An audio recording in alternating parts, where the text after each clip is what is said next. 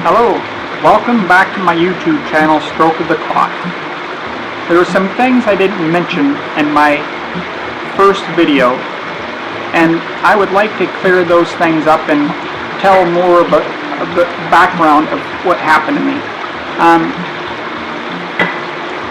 I was struck by a disease called hyper-eosinophilic syndrome, and that disease typically strikes people between the age of 25 and 50.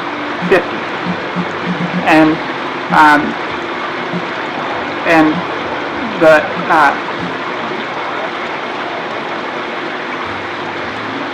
It's primarily men. It's primarily in men, and between the ages of 25 and 50, and that suffer from asthma or other severe allergies. And I have suffered from asthma and severe allergies for my entire life, and so I was a prime candidate to get this disease.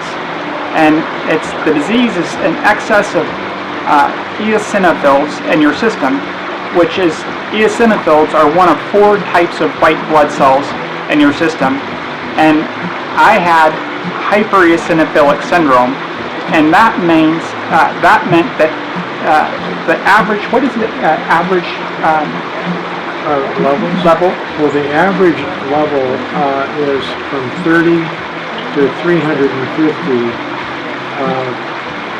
cells per microliter, and that's just a lab measurement. And Brian, at his high point, had 39,000 of these cells. And what these cells do, they attach to your organs. And so I had these cells in my heart, and then they sloughed off my heart and they went to my brain, and that caused the strokes. So, you know, the lesson here that I'd like people to remember is that if you have any symptoms, like I had, all my organs, my whole body ached, and I thought I had fibromyalgia because that's the only thing I could think of why the whole body would hurt, and I was easily agitated, and those are all things that are really common symptoms in people that have an excess of eosinophils in their system. And so I would wake up in the night pacing. I'd pace the apartment, and I was in so much pain that I didn't know why, and so I ended up calling my dad from my downtown Seattle office and telling him that I didn't feel well, and he asked me if I could go home. So I walked back to our apartment, and then the next day I went to our Northgate office, and then in our Northgate office, my vision I drove there myself, but my vision got so poor. I was working on my computer. My vision got so poor that I called my parents and told them that I would have to have them come pick me up because I couldn't drive, and that was the last time I drove a car, and it's been 5 years now. So going up to my office in Northgate was the last time I drove a car, probably for the rest of my life. But I would encourage anybody that has these symptoms to get a blood panel done immediately, because I would hate for anybody else to be in the situation I am in, and with my strokes and such a severe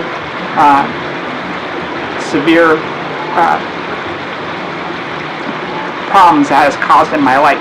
So I would just encourage people to get a blood panel, and sooner rather than later. So, you know, I'm going to give you a little more detail about Brian's situation.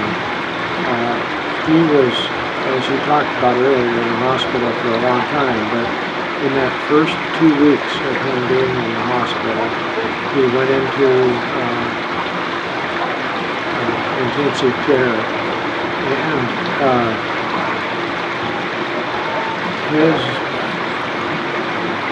organs were deteriorating so fast that when his brother asked the hematologist, is my brother going to die, the hematologist said the next 24 hours were going to be critical.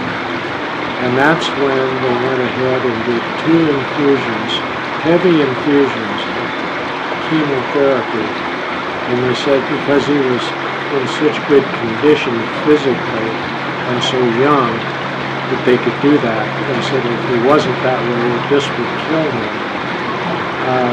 And so they did that, and things didn't get better. And they finally started on another type of drug, and that brought those down. But to go from a normal range of 300 to 350, or from 30 to 350 to 39,000, and then stay elevated only 17,000 to 28,000 was a real scary experience.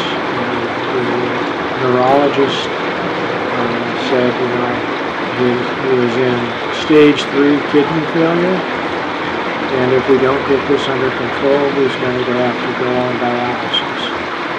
So, as you think about the number of strokes that Brian had throughout both sides of his brain, throughout different levels of his brain, to have him, A, survive, B, be able to do the things that he's doing now is a miracle.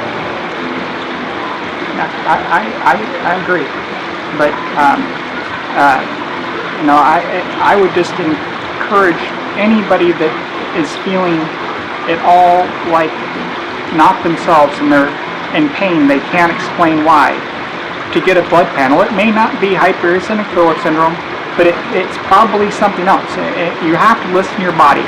I didn't listen to mine soon enough, and if I had, I may have avoided all of these problems. But hindsight's 20/20. But my hematologist said that there's nothing I could have done to prevent this. But I think that if I had been able to read the warning signs, if I knew what the symptoms were, I would have got a hold of this a lot sooner than I did. But hindsight's 20/20, and I am where I am. But they treated after I'm on a chemo drug I take every day, and I'll probably take that drug every day for the rest of my life. And then once I kept having strokes, they put me on a blood thinner, which then resulted in my significant brain bleed, and approximately 25% of my brain is now dead. So I'm not working at full speed anymore, but I'm doing pretty good. And so I just wanted to get the word out that if you're not feeling well, please go to the doctor and get a blood panel as sooner rather than later, as quickly as you can, and you might save your life or a lot of suffering. So that's the message. Oh, and if I didn't mention this before, please subscribe to my channel, and there's a little button in the bottom of the screen that you can push to like the channel and comment on the channel.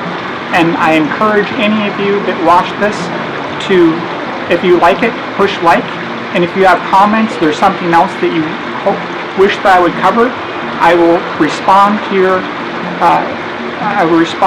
comments and try to incorporate anything that you want to hear from me in future videos. but I appreciate you watching, and more to come, and soon. So I'll sign off for now, and is there anything else you want me to say, or I should say? No, I think you covered it. Yeah, well, goodbye and good health, and I look forward to coming back and talking with you again. Good night. Good night.